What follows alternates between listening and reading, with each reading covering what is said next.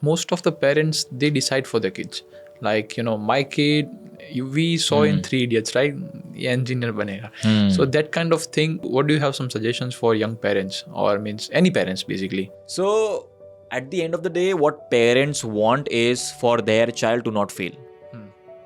That is at the core of it. Now, what parents lack is an understanding of what their child can excel at, number one, and number two, whether or not that thing that their child can excel at, the world will need it, right? Because if the world does not need it, he's not going to be successful.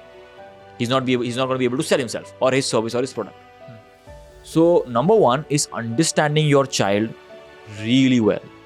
What drives him? And a lot of what drives them stems from the way they were treated as a child by the parent, the circumstances they were brought up in.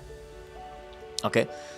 And once the parent understands that okay, this is what drives my child, this subject or this interest or XYZ, this is something that my child really enjoys, then it's about feeding more of that to the child. Good academics does not necessarily mean good future. A lot of people go through schooling. Not all of them become successful. Not all of them become happy. Maybe some of them become monetarily successful, but not necessarily happy. So it's very subjective. And if you are really good at something and it is of value to the world, you will make good money. For sure.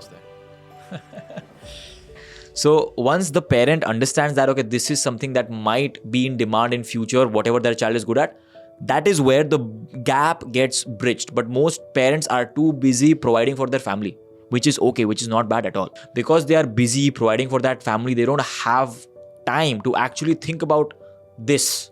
That, okay, what's going to happen in the future? They're too busy feeding their child. Paid bharne, how will they get that time? So that's the primary concern is what I feel.